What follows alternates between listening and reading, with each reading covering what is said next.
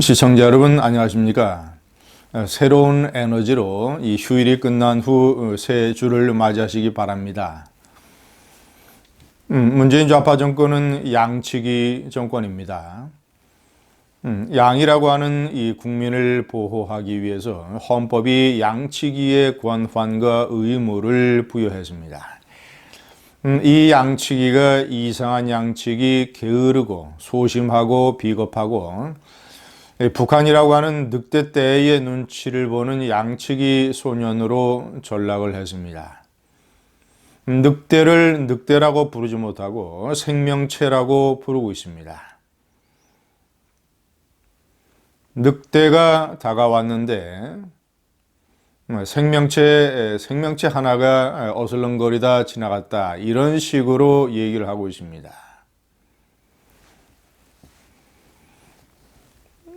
시청자 여러분, 제가 오늘은 이 양치기 좌파 정권의 북한 눈치 보기 행태, 늑대를 생명체라고 부르는 것은 미사일을 발사체라고 부르는 것은 핵을 분열체라고 부르는 것이요, 늑대를 생명체라고 부르는 것입니다. 이 늑대 생명체 양치기 정권에 제가 북한 눈치 보기 행태를 제가 말씀드리겠습니다. 4일째 발사체의 정체를 분석 중이라고 얘기를 하고 있습니다.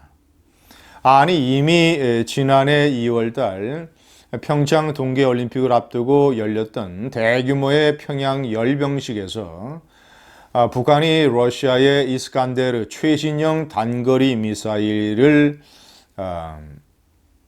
모방한 이스칸데르급 미사일을 공개했습니다. 미사일의 모습과 그리고 발사 차량, 이런 걸 전부 다 공개를 했습니다. 자, 그리고 제가 4번에 명시를 했습니다마는 북한이 공개한 영상을 보면 이 김정은이가 탄도미사일의 이 궤적을 그린 이런 지도를 보면서 미사일 발사를 지휘하는 그런 모습이 드러났습니다. 일정한 이 포물선의 궤적을 그리는 탄도미사일, 아주 선명하게 그 지도가 보여졌습니다. 그리고 240km나 날아갔고, 그리고 무엇보다도 이 발사한 이동식 발사대 차량이 이 러시아 이스칸데르 미사일 발사 차량과 거의 흡사하다라는 점. 이런데 이것을 미사일이 아니라고, 미사일이라고 얘기 못하는 홍길동은 아버지를 아버지라고 부르지 못한 것이 사회적인 환경, 그리고 아버지와의 관계, 이런 것이었지만, 아버지라고 부르고 싶었지만 아버지라고 부르지 못하는 이런 처지였지만, 이 문재인 좌파 정권은 일부러 아버지라고 부르지 아니하는, 일부러 미사일, 일부러 늑대라고 부르지 아니하는 이런 행태를 보이고 있습니다. 저게 지대지 공격용 미사일, 핵탄두 탑재 가능 지대지 단거리 공격용 미사일이 아니면 뭡니까? 저게 사드처럼 무슨 요격 미사일입니까?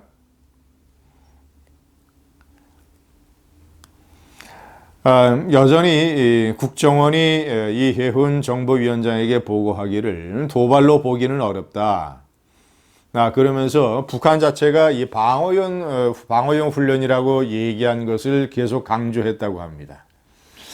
북한이 방어용 훈련이라고 얘기했다라는 점에 무게를 상당히 뒀다고 합니다.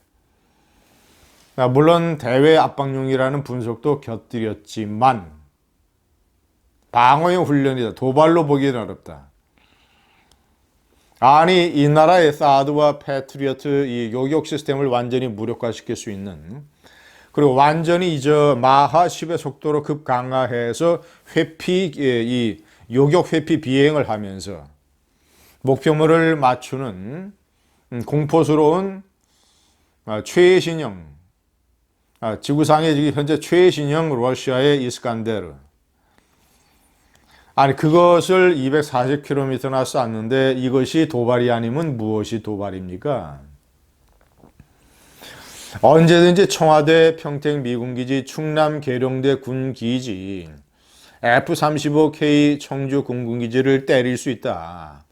우리가 이 전방에 가지고 가면 부산까지 제주도까지 때릴 수 있다는 것을 과시하는 위협용 도발 아닙니까?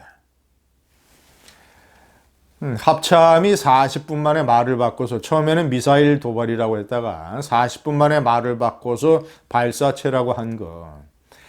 저것은 국회에서 빨리 관련 상임위를 열어서 저걸 호되게 따지고 추궁을 해야 됩니다. 도대체 청와대의 압력을 받았느냐? 누가 어떤 지시로 해서 저렇게 40분 만에 말을 바꿔서 국민을 호도하느냐? 자, 이 진상을 규명해야 됩니다. 5번 이 국방백서에서 적이라는 표현은 삭제를 하고 자 그리고 각종 훈련의 규모를 줄이거나 제가 어저께 말씀드린 대로 키 리졸브 독수리 을지 프리덤 가디언 이 세 개의 3대 훈련을 다 거의 없애버리고 이 규모를 대폭 축소하고 이런 식의 한미 합동 훈련에 관한 내용을 쉬쉬합니다.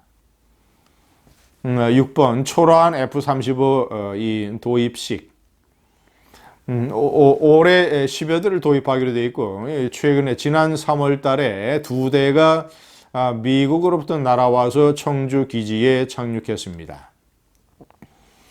그 도착식을 언론에도 공개하지 아니하고 아주 이 초라하게 이 청주 공군 비행 단장이 주관이 돼서 일종의 도입식 인수식을 치렀습니다. F-35는 스텔스 기능을 가지고 있어서 동북아의 공군력에 상당한 변화를 주는 굉장히 의미 깊은 박정희 대통령 시절에 1969년 한국이 세계에서 세 번째로 F-4 팬텀 이 전폭기를 도입을 한 그런 정도의 상당히 역사적인 그리고 지정학적인 군사적인 의미가 있는 무기 체계의 도입입니다. 이것을 이렇게 쉬쉬했습니다. 군은 이것을 전력화하는 시점에는 나름대로 국방장관도 참석하는 이런 행사를 가지겠다고 하는데 그때 가봐야 알겠습니다. 전력화 행사를 또 얼마나 축소하고 언론에 쉬쉬할지. 7번 설마에 빠져있는 군대입니다. 이 군대는 설마 군대입니다. 발사체 군대이고 행정 전문, 구조 전문 군대입니다. 공격 전문, 도발에 대한 보복 전문 이런 전문 군대가 아니라 설마 군대. 설마 하다가 휴일 아침에 6.25 한국전쟁을 맞았던 이 군이 설마 하다가 한일 월드컵 때 연평해전에 기습을 받았던 이 군대가 설마 저 이스칸데르 미사일을 한국에 발사하겠는가? 북한이 핵을 설마 남한에 대고 공격하겠는가? 라는 설마병에 빠져 있습니다. 8번. 이런 와중에 문재인 대통령은 오늘 아침에 이 독일 이 프랑크푸르터 알게마이너 자이퉁지에 기고를 했습니다. 한반도의 이 질서에 관한 이런 글을 기고했습니다. 세계 질서의 변화에 관한 각국 지도자들의 기고문을 시리즈로 싣는 그런 기획이라고 합니다. 청와대는 4월 달에 기고문을 보냈기 때문에 이것을 이 미사일 발사체죠. 자기네들이 얘기하는 발사체 사태를 담을 여유가 없었다라고 얘기하는데 천만의 말씀입니다. 논설위원들은 새로운 사태가 발생을 하게 되면 당일 예정된 기고문 칼럼을 바꿉니다. 몇 시간 전이라도 바꿉니다. 사설은 10분 전이라도 바꿉니다. 밤 12시, 새벽 1시에도 바꿉니다. 새로운 사태가 발전이 되면 아니 프랑크푸르트 알게마이너 자이노퉁지에 연락을 해서 왜 기고문을 못 바꿉니까? 며칠 있다가 새로 보내겠다고 하든가. 아니 이 미사일 사태가 5월 4일에 발생을 했는데 3일이나 여유가 있었는데 왜 못 바꿉니까? 바꾸기 싫은 거죠. 이 사태가 별거 아니라고 묻어버리고 싶었던 것이죠. 한간 제가 얘기하는 문재인 대통령이 얘기한 지 3일 만에 하노이에서 객사한 신한반도 체제, 그리고 이번 북한의 미사일 발사로 인해서 확인 사살을 당한 문재인의 동화 같은 신한반도 평화 타령, 이런 타령을 미사일 사태에서 계속 해외 신문에 기고하면서 늘어놓고 있습니다. 자, 마지막으로 올해 6.25 행사도 아주 초라하게 북한의 눈치를 보면서 치러질 것입니다. 국내에서는.